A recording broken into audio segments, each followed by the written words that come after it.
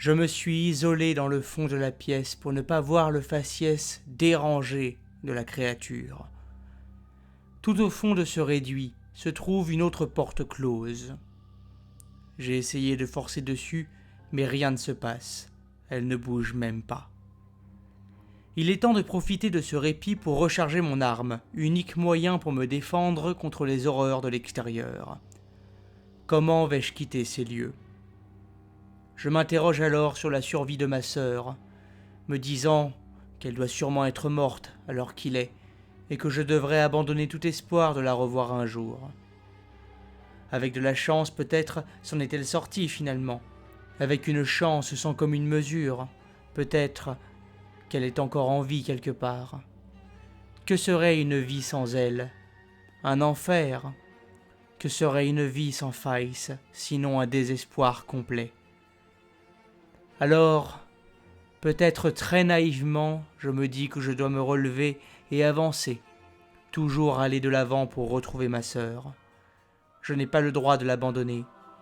Je me refuse l'idée de la laisser une fois encore livrée à elle-même. Le rechargement de l'arme a été une chose longue et fastidieuse, mais je pense finalement avoir réussi. Je croyais que les zombies finiraient par se fatiguer et se lassant de moi, quitteraient les lieux, mais je me suis trompé. La femme déformée n'est plus là, mais les autres sont toujours présents à pousser leurs râles gutturaux et à gratter à la porte comme si cette dernière allait s'ouvrir comme par magie. Je ne peux en déduire qu'une seule et unique chose au sujet de ces créatures. Elles sont complètement stupides. Il me semble que le mieux qu'il me reste à faire en attendant que ces monstres s'éloignent est d'essayer d'explorer la pièce dans laquelle je me trouve. Elle ne me semble pas si petite qu'elle en avait l'air au départ. C'est effectivement un véritable gourbi. Ça pue l'humidité et la moisissure. Des étagères en ferraille ornent tous les murs et d'innombrables cartons jonchent le sol détrempé.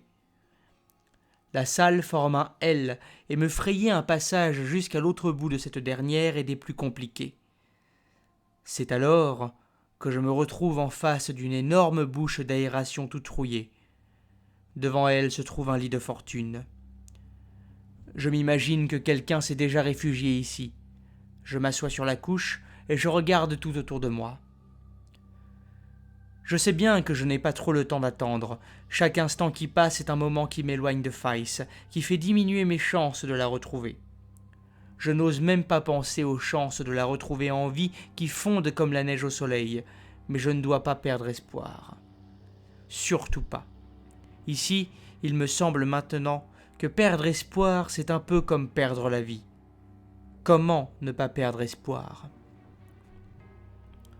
Le monde qui m'entoure n'a aucun sens. Les livres de l'abri ne parlaient pas d'une pareille désolation. Je savais que le monde du dehors avait changé, qu'il avait subi une terrible catastrophe appelée Grand Zéro. Jamais je ne me serais douté qu'il ne restait rien du monde d'avant et qu'il n'avait en réalité plus rien à voir avec les livres.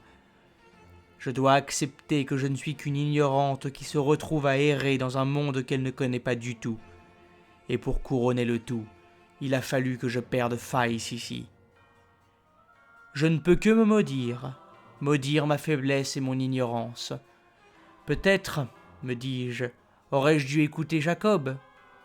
Il m'avait pourtant proposé de m'aider, de m'accompagner pour retrouver la trace de ma sœur. Comme une idiote, j'ai refusé.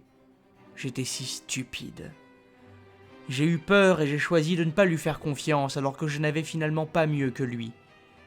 Tournant la tête, je vois alors que des traits ont été gravés sur le mur à ma gauche. Il y en a tellement que par curiosité ou ennui, pour passer le temps, je décide de les compter. 73.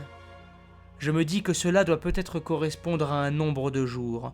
Peut-être que le précédent propriétaire de cet abri a dû s'y cacher pendant au moins 60 jours. Je suis songeuse. Je ne me vois pas attendre aussi longtemps ici. Faïs ne pourra pas survivre tout ce temps. Je dois trouver un moyen de m'échapper le plus vite possible. Je retourne la pièce de fond en comble pour me rendre compte que l'unique issue pour y entrer ou en sortir est la porte par laquelle je suis arrivé. La seconde porte qui se trouve ici est désespérément close, peut-être même scellée. Je me laisse tomber, assise sur le lit de fortune. J'ai soif, alors je bois un peu de cette eau immonde. J'attends quelques minutes, le temps d'être sûr de ne pas tout revomir. Se pose alors l'une des problématiques sur laquelle je ne m'étais pas interrogé du tout. J'ai besoin d'uriner. Après de nombreuses délibérations, je me décide à sélectionner un coin de la pièce comme faisant office de toilette de fortune. Je choisis le coin le plus éloigné de l'endroit où je vais sûrement dormir plusieurs jours et j'urine finalement derrière la porte. J'ai froid. Je grelotte et mes habits sont trempés. J'ai même l'impression qu'il fait de plus en plus froid. C'est plutôt anormal, d'autant plus que j'en suis sûr, grâce au calendrier que j'avais dans l'abri, nous sommes au printemps, en plein mois de mai, il devrait faire chaud. Or, c'est tout l'inverse. Peut-être que les ténèbres ont aussi emporté le printemps et qu'il a disparu à jamais. Je me perds en conjectures. Finalement, je me dis que tous les livres de l'abri et tout ce que j'ai appris sur le monde extérieur est soit faux, soit trop daté. Que beaucoup plus de temps que nous ne l'imaginons s'est écoulé depuis le grand zéro. Normalement, cet événement cataclysmique a eu lieu il y a tout juste une vingtaine d'années, et je me demande finalement, en regardant le monde qui m'entoure, si ce n'est pas plutôt une cinquantaine d'années, voire pire, une centaine. Je me suis endormi ou assoupi, je ne sais plus. Mais je n'entends plus les râles des zombies. Avec espoir, je me dirige vers la porte, mais j'avais espéré trop vite. Ils sont toujours là.